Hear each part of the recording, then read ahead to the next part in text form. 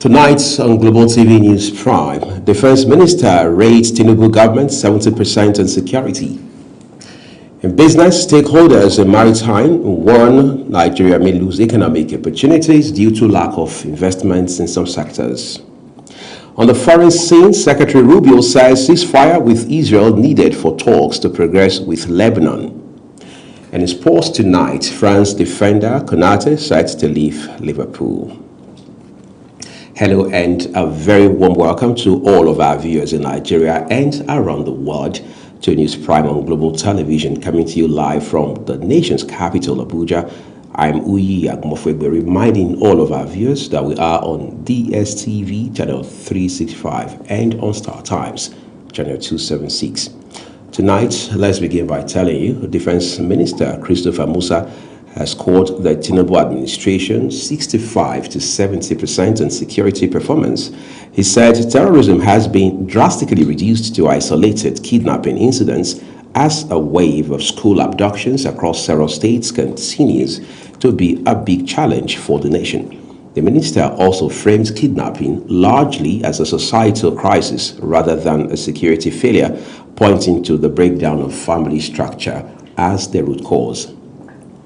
The federal government, through the National Primary Healthcare Delivery Development Agency, commissioned an expanded emergency operations center in Katsina State. The initiative is said to be aimed at strengthening polio eradication efforts, immunization coordination, disease surveillance, and public health emergency response.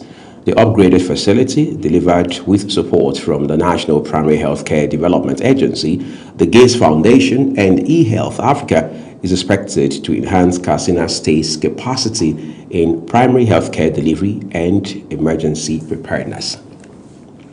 A faction of the People's Democratic Party has distanced itself from reports alleging that it planned to hold a convention to affirm former President Goodluck Jonathan as its 2027 presidential candidate, describing the claims as false, misleading, and unauthorized.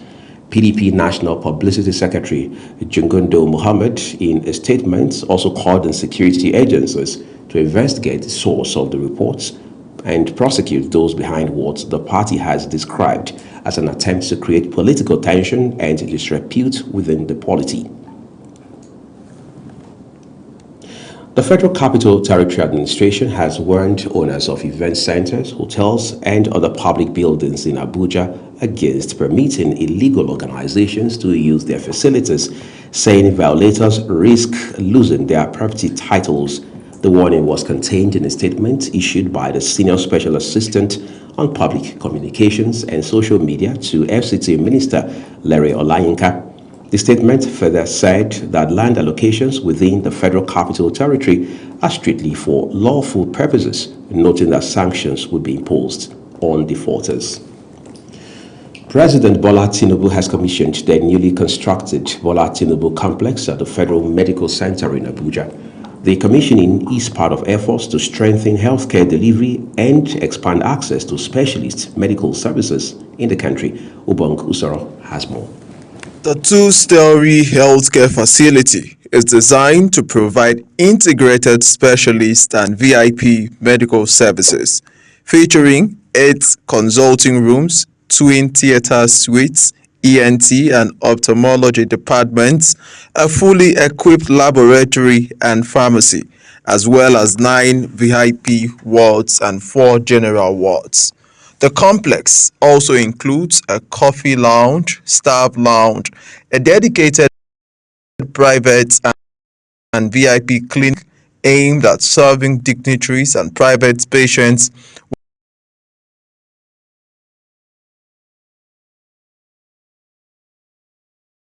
while enhancing the hospital's capacity to deliver quality health care.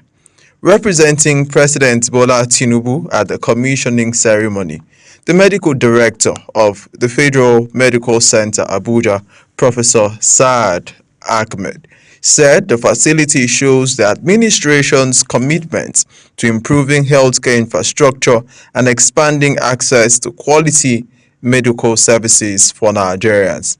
We are indeed quite delighted to have Mr. President to commission this important project at the Federal Medical Center. Professor Saad noted that the complex was designed to meet modern standards of functionality, accessibility, infection prevention, and efficient healthcare delivery, adding that it would strengthen the hospital's capacity to provide specialist healthcare services. I hereby commission this Bola Tinubu complex to the glory of God and for the benefit of Nigerians. The commissioning marks another milestone in the government's efforts to strengthen the healthcare sector and reduce the need for medical tourism by providing more advanced healthcare services within the country. Ubong Usoro, Global TV News.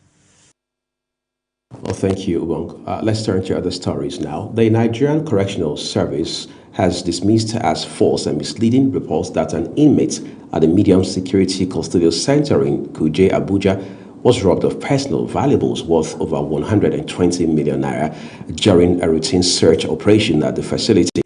Service Public Relations Officer CSC Jane Osuji said the allegation was entirely inconsistent with the operational realities and established procedures governing custodial facilities in Nigeria. The service also noted that it took place at the Kuje facility and was only a routine security search conducted professionally and in line with standard operating procedures aimed at maintaining security, order, and discipline. The National Agency for Food and Drug Administration and Control, NAFDAC, has shot 16 sachet awards of factories in Rivers State for sundry reasons, including operating without license. NAFDAC said the factories were shut when its officials carried out an enforcement operation in some local government areas in the state. The agency's director, South-South Zone, Chukuma Oligbu, disclosed this in a statement issued in Port Harcourt, Rivers State's capital, warning against siting of factories in a filling station and pointing out that it is against NAFDAC regulations. Let's turn to Niger State now, where the government has disclosed that 40% of its road projects across the state are not only completed, but ready for commissioning, even as it revealed that it has spent nearly 200 million naira on compassionate medical assistance for indigent patients at the discretion of the governor in the past 3 years. These were disclosed by the Permanent Secretary, Ministry of Works, Hassan Etsu, at a media briefing to mark the 3rd anniversary of Governor Umar Mohammed Bago's administration. Esu, who was representing the Commissioner for Works, said several routes are ready for commissioning, noting that the government had chosen not to make noise about the achievements. The National Hajj Commission of Nigeria, NACON, says it is set to begin the return airlift of Nigerian pilgrims from the Kingdom of Saudi Arabia on Friday, June 5. Director of Training and Research of the Commission, Professor Abubakar, disclosed this during a courtesy visit to Kano State's Amirul Hajj Aliyu Ibrahim Abdul Qadir in Makkah. Abubakar also said the Commission had concluded all necessary agreements to ensure a smooth, safe, and hitch-free return of pilgrims following the completion of the 2026 Hajj rites. This is Global Television, and you are watching the broadcast of News Prime. The rest of the news comes your way after this weather forecast, plus business, foreign, and sports stories on the other side of the break. Please don't go away. Hello and welcome. Today brings a calm and comfortable atmosphere across much of the country, with a blend of clouds and sunshine creating fairly pleasant conditions. However, there is still plenty of moisture and energy in the atmosphere, which means rainfall activities will continue to increase as we move deeper into the day.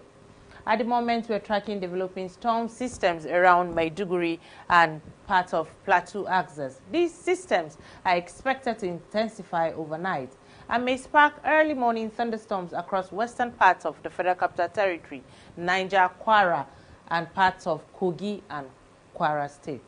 Moderate rainfall also remained possible over parts of Adamawa, Taraba, the coastal areas including Lagos, Cross River, Akwa Ibom, and parts of Bayelsa. The most significant weather is expected from the afternoon into the evening period, when storms are likely to become more widespread and intense across several parts of the country from the north down to the southern half of the country. Meanwhile, the extreme northeastern parts of Maiduguri and Yobe states are expected to remain mostly partly cloudy with limited rainfall activities. A quick reminder to remain cautious in vulnerable areas to flash flooding and strong winds during thunderstorms. That's the latest weather outlook. Thank you for watching.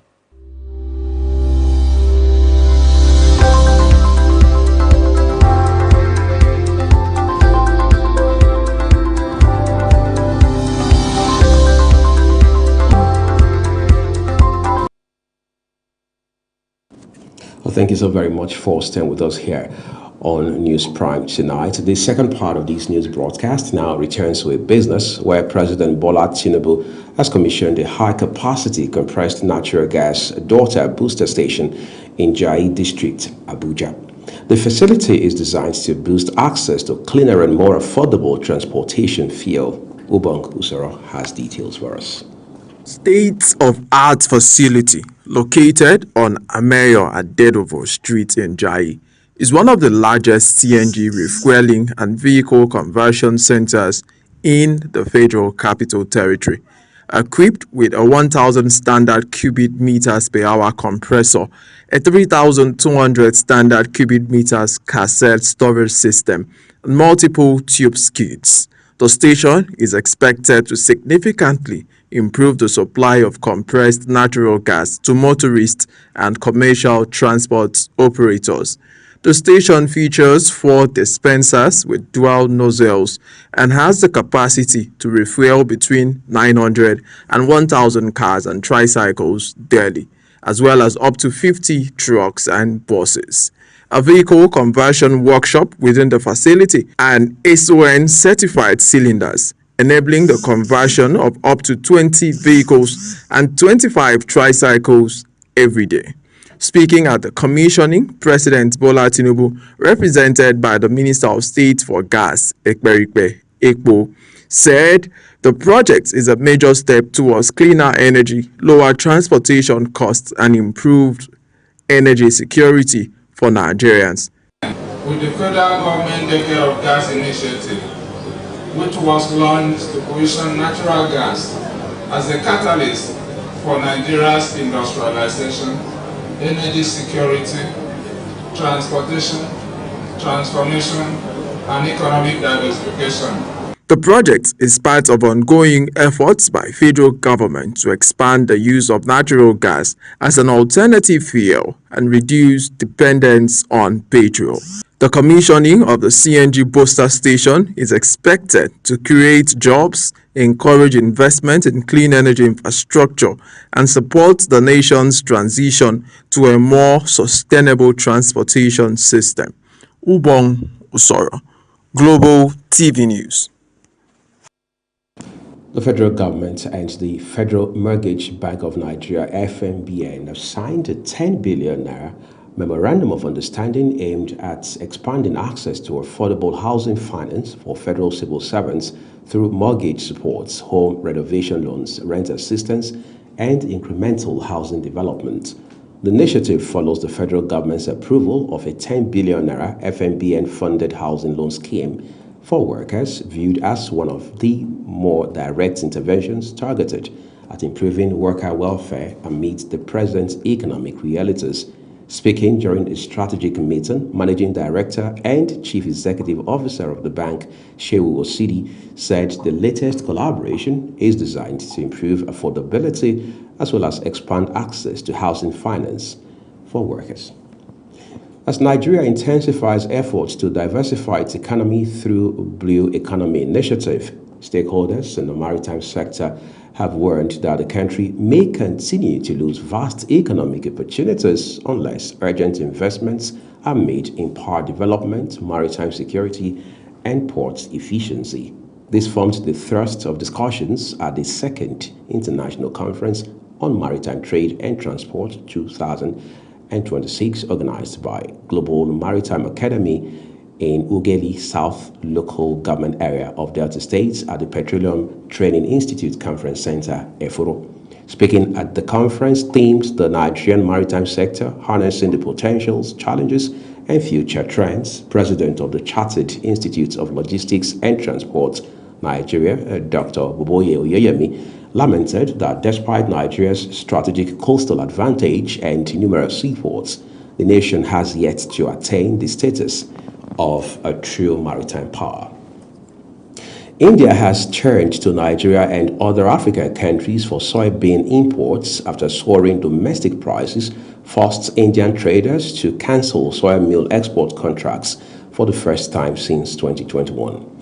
Indian traders reportedly cancelled about 25,000 metric tons of soy meal export contracts and secured about 80,000 metric tons of soybean imports from African countries following a sharp rise in local prices. The development is expected to create export opportunities for Nigeria and other African countries producing non-genetically modified, non-GM soybeans, which India permits for import. The Securities and Exchange Commission (SEC) says the successful banking sector recapitalization program may encourage fresh reforms in key areas of the economy, including infrastructure funding, insurance industry reforms, stronger mobilization of local investment capital, and further expansion of the Nigerian capital markets. In a media brief issued in Abuja, the Commission said the recapitalization exercise marks one of the most important financial sector achievements in recent years, with Nigerian banks raising about 4.65 trillion naira over a two-year period to meet new capital requirements set by the Central Bank of Nigeria. SEC also stated that the exercise showed Nigeria's financial system now possesses stronger market depth, improved investor confidence, and better institutional coordination capable of supporting large-scale capital mobilization without destabilizing the market. Let's go to the foreign scene now, where Lebanese President Joseph Aoun has told U.S. Secretary of State Marco Rubio that a ceasefire with Israel is crucial as Israeli and Lebanese military delegations meet at the Pentagon in the United States. A statement from Aoun's office noted that during a phone call, the president had emphasized the need to exert all efforts to reach a ceasefire, considering it an essential gateway to moving on to any other step. Secretary Rubio reiterated the USA's administration's commitment to consolidate the outcomes of previous ambassador-level negotiation meetings in Washington between Israel and Lebanon, expressing his support for Lebanon's stability, independence, and sovereignty. Kenya police say 8 students had been arrested over a suspected arson attack at a girls' school that killed 16 children and hospitalized 79 others. The fire broke in the early hours at Utumishi Girls Academy in Kenya's Nakuru County, about 75 miles north of the capital, Nairobi. The upper floor of the two-story building, which had 12 cubicles housing 135 bunk beds, was badly damaged, according to police reports. Iran's top negotiator Mohammed Bagher Ghalibaf says in negotiations with the United States, they have no trust in guarantees or words, only actions that can be measured as peace talks drag on.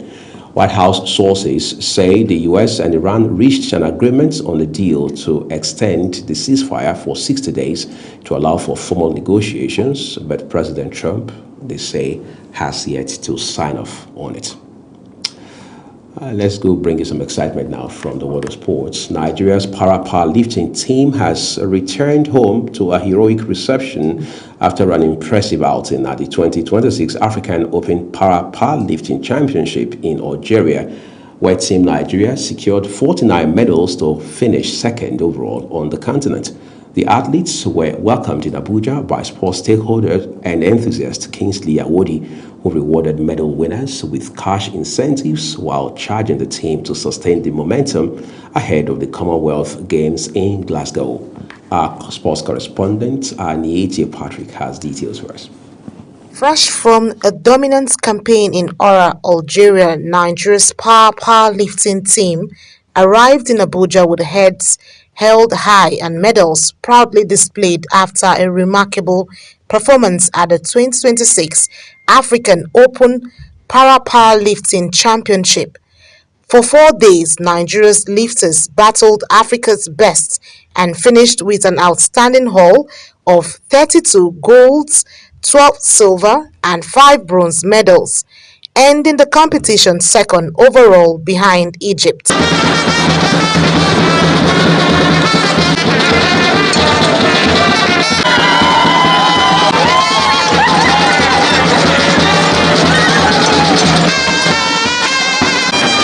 The team's arrival was greeted with celebration and praise led by sports enthusiasts and stakeholder Kingsley Awodi, whose support for Nigerian sports has continued to grow over the years. Awodi, who recently sponsored the Kingsley Awodi Para-Powerlifting Championship in Abuja ahead of the Algeria trip, described the athletes' achievements as a reflection of Nigeria's resilience and fighting spirit. Yeah, I think the sports is not only meant for government. I think it shows that if the private sector can come and support them, I think they will do better.